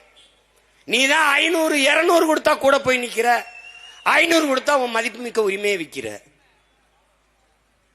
அப்புறம் உனக்கு என்ன மதிப்பு இருக்கும்? கட்சத்தீவை எப்ப அவன் கூட நீ இப்ப நீ ஒரு 5 வருஷம் தம்பிகள் சொல்ற மாதிரி என்கிட்ட கொடு, தெரியாம கூட நீ ஓட்ட போட்டு படுத்துரு, ஒரு நிறைந்த போதையில கூட எனக்கு போட்டுறான், போட்டு மயக்கத்துல கூட போட்டு ஒரு தடவை ஏப்பா தெரியாம சரி விடுப்பா ரொம்ப கத்துறா, ஒரு தடவை போட்டு தான் பாப்பமே, என்னை ஒரு தடவை உட்கார வச்சுதான் பாருடா எங்களை. டேய் அவன் நம்ம மீனவன் வர்ற சட்டசபையை கூட்டுறோம், ஒரு அரை மணி நேரம் பேசுற. இந்த நாடு நாடாவதற்கு முன்பே நிலைத்து வாழக்கூடிய பூர்வீக மக்கள், இந்திய நாடு எங்கள் நாடு, பாரத நாடு, பைந்தமிழர் நாடு. கச்சத்தீவு எங்களுடைய தாய் நிலம், எங்களுடைய பாட்டன், எங்கள் மூதாதை சேதுபதி மன்னனுடைய சொந்த நிலம், தமிழரின் தாய் நிலம். அதை இலங்கை சிங்கள அரசிற்கு தாரை வார்த்து கொடுத்து விட்டது அன்றைய காங்கிரஸ் அரசு, அம்மையார் இந்திரா காந்தி. எங்களுடைய வாழ்வுரிமை பறிபோய் விட்டது. கச்சத்தீவு எனக்கென்றால் கடல் பரப்பு தூரம், கச்சத்தீவு அவனுக்கென்றால் கடற்பரப்பு அவனுக்கு தூரம். அதனால் கச்சத்தீவை மீட்க வேண்டும். தொடர்ச்சியாக மீனவ சொந்தங்கள் படுகொலை செய்யப்படுவதும், படகுகள் பறிக்கப்படுவதும், வலையை கிழித்து சிறைப்படுத்தப்படுவதையும் பார்த்து கொண்டு சகித்துக் கொண்டு தன்மானமிக்க தமிழ் மக்கள் வாழ்வதில் அர்த்தம் இல்லை. என் அக்கா தங்கச்சி தாலி அறுப்பதை பார்க்க நாங்கள் இந்த பதவிக்கு வரவில்லை. தாலி அறுப்பவன் தலையை அறுப்பதுதான் மான தமிழ் மக்களின் மானமும் வீரமும் ஆரம். அதனால் இந்திய பேரரசிற்கு, இந்திய ஒன்றிய அரசிற்கு நாங்கள் ஒரு கோரிக்கையை வைக்கிறோம். கச்சத்தீவை திருப்பி எடு. முடியாது. இலங்கை உங்கள் நட்பு நாடு, சிங்களர்கள் உங்கள் நண்பர்கள் என்றால் நான் யார்? ஹூ ஐ ஆம்? நான் யாரு? ஹூ ஆம் ஐ? நான் யாரு உனக்கு சொல்லு, நான் யாரு? இலங்கை சிங்கள நண்பன் என்றால் நான் யார்? என்னையை தாண்டி இலங்கை உனக்கு நட்பு நாடு, சிங்களன் நண்பன் என்றால் அவனை வைத்துக்கொள், என்னை விட்டுவிடு. இந்த நாடு விடுதலை பெறுவதற்கு அடிமைப்பட்டு கிடக்கும் போது வீர போர் புரிந்து வாழும் வேலுமேந்தி தூக்கிலே தொங்கி செக்கிழுத்து சிறைப்பட்டு ரத்தம் செய்தி போராடி மாண்ட மறவர்களின் மக்கள் நாங்கள். விடுதலை பெற்ற பிறகு இந்த நாட்டின் சட்டத்திட்டம் இறையாண்மைக்கு கட்டுப்பட்டு வாக்கு செலுத்தி வரி செலுத்தி வாழக்கூடிய தமிழ் தேசிய மக்கள். எங்களின் வரலாற்று பகைவன் சிங்களன். அவன் வேண்டுமானால் நீ அவனை வைத்துக்கொள், நான் வேண்டுமானால் என்னை வைத்துக்கொள், அவனை விட்டுவிடு. அவன் வேண்டுமானால் அவனை வைத்துக்கொள், என்னை விட்டுவிடு. இதில் ரெண்டில் ஒண்ணு, நீயே முடிவெடு. ஒரே வழி, கச்சத்தீவை திருப்பி எடு, இல்லை என்றால் என்னை பிரித்து விடு. இது சட்டசபையில் தீர்மானம். மாநில அரசு போடுகிற சட்டங்களை நாங்கள் மதிக்க வேண்டியதில்லை. அப்ப நீ போடுற சட்டத்தை நான் என்ன மாயத்துக்கு மதிக்க வேண்டும்? என் வரி வேணும், என் வரியை நாக்க போட்டு நக்கி நக்கி திம்ப இந்திய பெருநிலத்தின் இந்த நாட்டின் பொருளாதாரத்தை நிரப்புவதிலே மராட்டியன் முதல் இடத்திலே, மானத்தமிழன் இரண்டாவது இடத்திலே. வெக்கமா இல்ல? வெக்கமா இல்ல? என் வரியை எடுக்க எப்படி வர?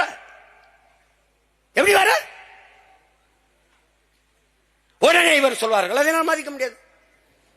பார்த்தீர்களா, இவர்களை விடக்கூடாது, தமிழ் தேசியர்கள், பிரிவினைவாதிகள், தனிநாடுகள் பாரு, அதுக்கு வாடா. என் தாய் நிலத்தில் ஒரு பகுதியை சிங்களனுக்கு நீ தாரை வார்த்தது தவறு, கொடுமை, பிரித்து அதை எடுத்து என் நிலப்பரப்போடு சேரு என்று சொல்கிற நாங்கள் பிரிவினைவாதிகள், கொடுத்ததுதான் என்று சொல்கிற நீ தேசியவாதியா? அடுத்த தீர்மானம், நீ என்ன செஞ்சு வருவ? அதிகாட்சி என்னடா செய்வ? ஆட்சியை கலைப்ப, மறுபடி தேர்தல் வைப்பிலடா, அதுலயும் நாங்க நிப்போம்லடா. இங்க மான தமிழச்சி மார்ல பால் குடிச்சு மானமும் வீரமும் அறமும் உயர்ந்து வாழ்ற மறவர் கூட்டம் கோடி கோடி. அன்னைக்கு ஒரு ஓட்டு நீ வாங்க முடியாது, மொத்தமா நாங்க தான். அன்னைக்கு 117 இடம் என்று நாங்க ஜெயிச்சிருந்தோம்னு வச்சுக்க, இப்ப 234 நாங்க தான். நீ ஒரு தடவை விட்டு பாரு. அப்படி ஏன் அப்படி சண்டை போட நிமிந்து நிக்க வீரம் மறவன் இங்க ஒருத்தனும் இல்ல. எல்லாம் நாங்கள் வரி கொடுக்க முடியாது என்று சொல்ல எவ்வளவு நேரமாகும்? அந்த நேரம் எப்பயா? அந்த நேரம் எப்ப? இப்படி ஒரு கொடுமை. நீ வசமா சிக்கிக்கிட்ட தம்பி, சிக்கிக்கிட்ட. நீ இன்னும் வரவங்க அடுத்த தடவையும் அவங்க தானா? டேய், என்ன பாடுபட்டாலும் இவங்களை ஒழிச்சு போடணும்டா. என்ன பாடுபட்டாலும் ஒழிச்சு போடணும். ஒரே வழிதாண்டா இருக்குது, நம்ம வெல்றதான். கேரளா மீனவனை அவன் தொட பயப்படுற மாதிரி நம்ம மீனவர்களை அவன் தொட பயப்படணும். என்ன பண்ணுவேன் சீமான்? நெய்தல் படை கட்டணும்னா இவர் என் தம்பியோட சொன்னார், அதிபரா இவர் எப்படி பண்ணுவாரு? என்ன ஸ்டாலின் போலீஸுக்கு ஆள் எடுக்கிறாரு, அப்படி அதிபரா அவர் எப்படி எடுக்கிறாரு? எப்படி எடுக்கிறாரு? ஏன் நான் சொன்ன நீ சிரிச்ச. 2016 ஆட்சி எப்படி நடத்துவேன்னு புத்தகம் வெளியிட்டேன்னு சிரிச்ச. அதை பினராயி விஜயன் நெய்தல் படைன்னு ஒன்னு கட்டி அது பேரணியில அவர் போய் வணக்கம் செலுத்துறார், ரசிக்கிற. நெய்தல் படை கட்டிட்டார், நாம நெய்தல் படைன்ட்டமா, அதை அப்படியே காப்பி அடிக்க கூடாதான். நெய்தல் மீட்சி இயக்கம். நெய்தல் மீட்சினா யார்கிட்ட அடமானம் இருக்கு? நகை அடமானம் வைக்கிறோம், மீட்கிறோம். யார்கிட்ட இருக்கு? நீங்க தான் அடமானம் வச்சா வைக்க போயில, இவங்க தான். யார்கிட்ட? நம்ம தான் நம்ப சொன்னா பரவாயில்ல, மீட்கணும்டான்னு. இவங்க மீட்சி இயக்கம். எங்கப்போ நம்ம சொல்றோமா, அது மக்கள் அதை ஆதரிக்கிறானா, அதனால அதுக்கு ஒரு வார்த்தை. இப்பதான் முதியோரே பாக்குறாங்க. அன்பு சோலை என்று முதியோர் காப்பகம். இவனால் முதியோர்களே இல்ல. திடீர்னு தூக்கத்திலிருந்து எந்திரிச்சு பேசுவாங்க, சாதிவாரி கணக்கு எடுக்க வேண்டும். ஆமா, எடுக்க வேண்டும். நீ தான் எடுக்கணும். நெய்தல் படை தமிழ் தேசிய அரசு, தமிழர் தேசிய அரசு அமையும் போது நெய்தல் படை கட்டப்படும். எப்படி கட்டுவ சீமான்? மீனவ மக்களை படையில் எடுப்பேன். அவனுக்கு கல்வி தகுதி கிடையாது, உடல் தகுதி கிடையாது. ஒரே தகுதிதான், படகோட்ட தெரியுமா, நீச்சல் தெரியுமா? தெரியும், படையில சேர்க்கிறேன். பயிற்சி, அது உலகத்தில் தலை சிறந்த பயிற்சியை கொடுக்கிறோம். நீ பெட்ரோல் கொண்டு போவியா, டீசல் கொண்டு போவியா, சாப்பாடு கொண்டு போவியா, எதை கொண்டு போய் எனக்கு தெரியாது. ஆனா இந்த குண்டு, இந்த துப்பாக்கி கொண்டு போகணும். ஒரு படகுக்கு 2 அந்த படகு போகும்போது பின்னாடி துணை படகு, பாதுகாப்பு படகு. அதே படகு நான் அனுப்புவேன், கப்பல் பின்னாடி போகும், மீன்பிடி படகோட. அவன் வர்றான்னு வச்சுக்கடா, அவன் தொடுவான்னு நினைச்சா தூக்குடா, முதல்ல போடுறான். சாகுன்னு ஆயிடுச்சு, அவனை சாகடிச்சுட்டு செத்துறான். நடுக்கடல்ல ஒரு தடவை பறக்க விடுறா, இன்டர்நேஷனல் இஷ்யூ ஆகுடா, சர்வதேச கடல் அலையில பிரச்சனைடா, பேச வருவான். அப்ப கால் மேல கால் போட்டு, ஐ டோன்ட் நோ இங்கிலீஷ், போட ஏண்டா நான் சாகும் போது ஆத்தாள் அப்ப கதரும் போது அக்கா தங்கச்சி தாலி இருக்கும்போது ரயிச்சுக்கிட்டு உட்கார்ந்துருந்த நாய் போடா. என் கடல் எல்லைக்குள் என் மக்கள் சுதந்திரமாக மீன் பிடிக்க முடியாம எவனும் நடமாட முடியாத நிலையை உருவாக்க. நெய்தல் படை கட்டுவது உறுதி. நீ வேணா பாரு, அவனை தொட சொல்லு பாப்ப. எப்படி ஆள் எடுப்ப நீ? போலீஸுக்கு எப்படி எடுப்பியா? ஊர்காவல் படையெல்லாம் எடுக்கிற, ஒன்னத்துக்கு உதவாத படைகள் எல்லாம் எடுத்து வச்சுக்கிற. என்ன பண்ணுது உன் போலீஸ்? தான் எல்லாருக்கும் தெரிஞ்சு கஞ்சா விக்குது, எல்லாம் விக்குது.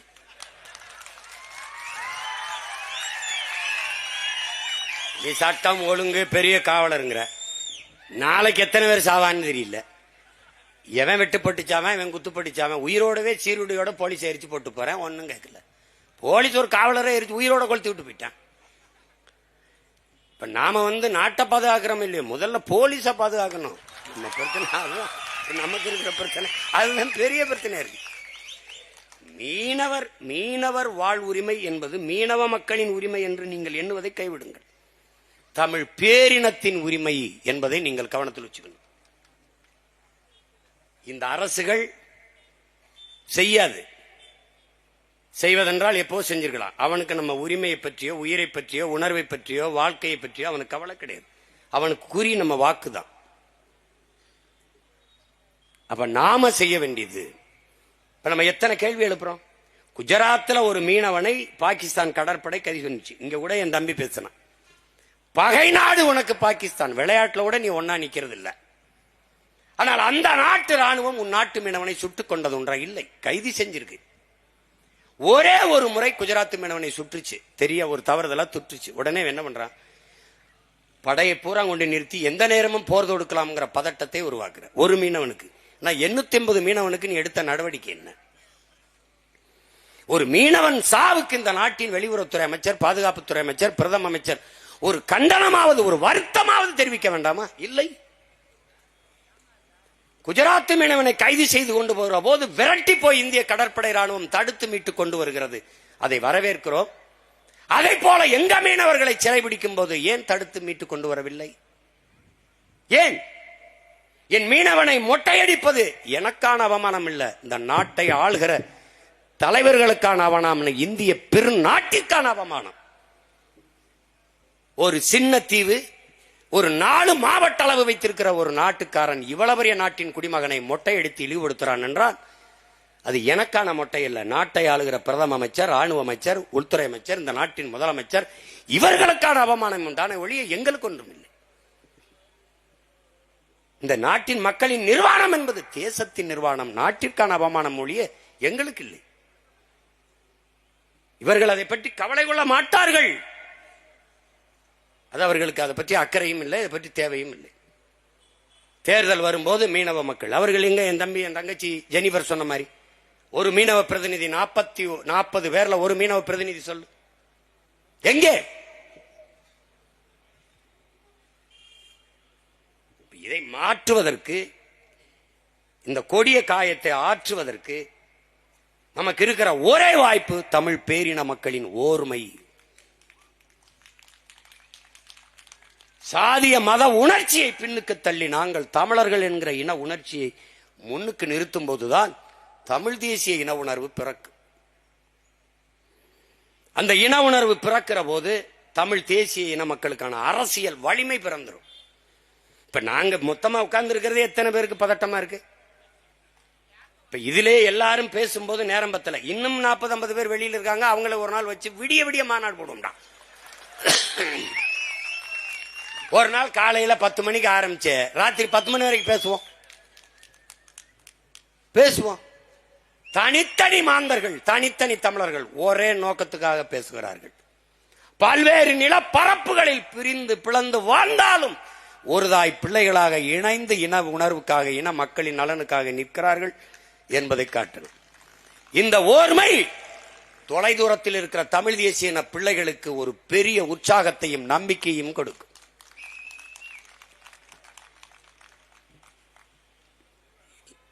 இல்லைன்னா அவன் நம்மளை பார்த்து நினைப்பான், அவன் ஒரு தனியா அங்கிட்டு கத்திட்டு இருப்பான், இவன் தனியா கத்திட்டு இருப்பான், அவன் தனியா கத்திட்டு இருப்பான்னு நினைப்பான்.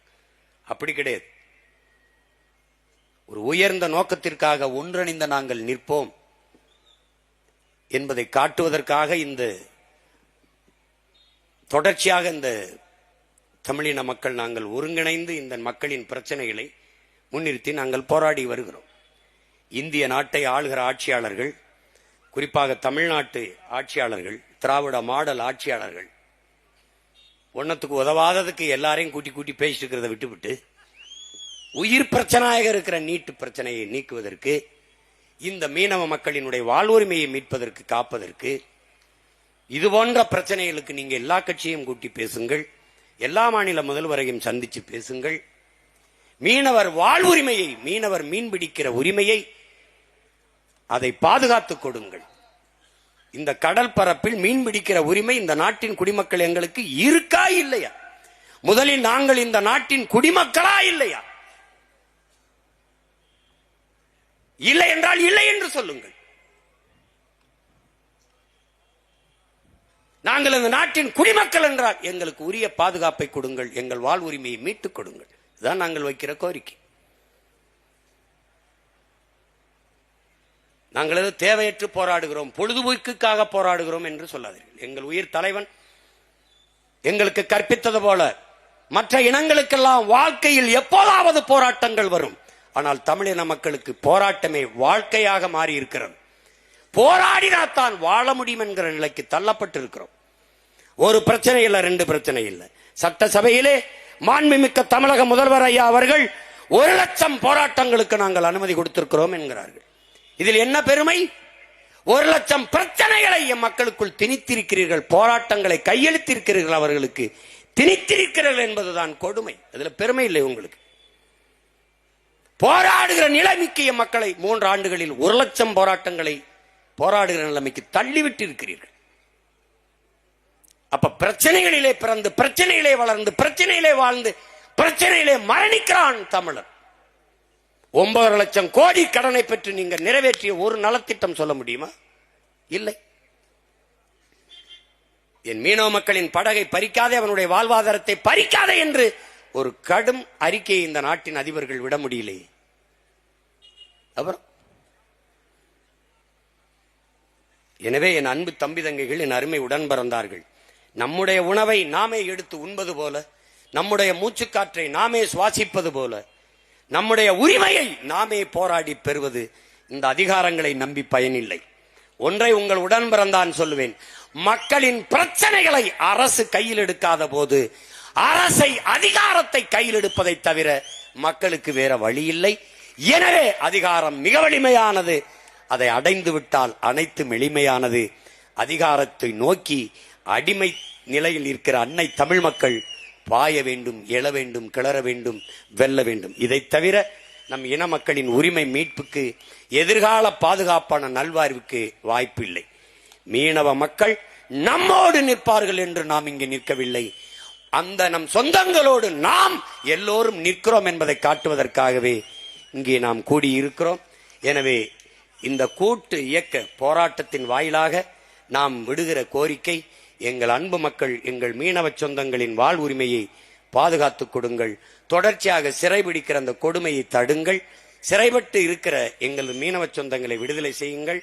பறிமுள் செய்த ஏலமிட்ட படகுகளை மீட்டுக் கொடுங்கள், அல்ல அந்த படகுகளின் எண்ணிக்கைக்கு ஏற்ப இழப்பீடை கொடுங்கள்.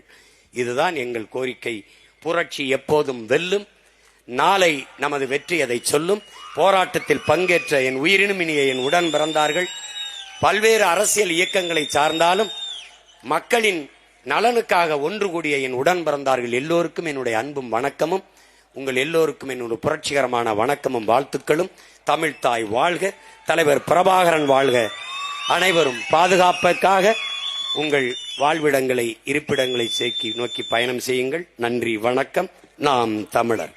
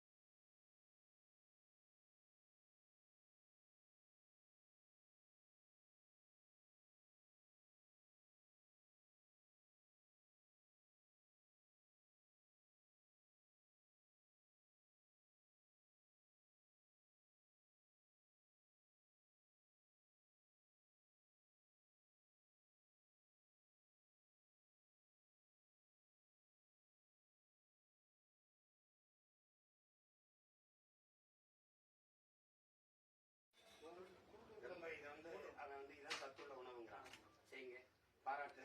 இப்ப கொடுக்க காலையில கொடுத்துருக்கேன். காலையில தான் சாப்பிடுவேன். இன்னொரு நாள் நான் வரும்போது தம்பிகிட்ட சொல்லி பழைய இஞ்சி ஊருக கருவாடெல்லாம் கொண்டாடி தெரியாம போச்சு.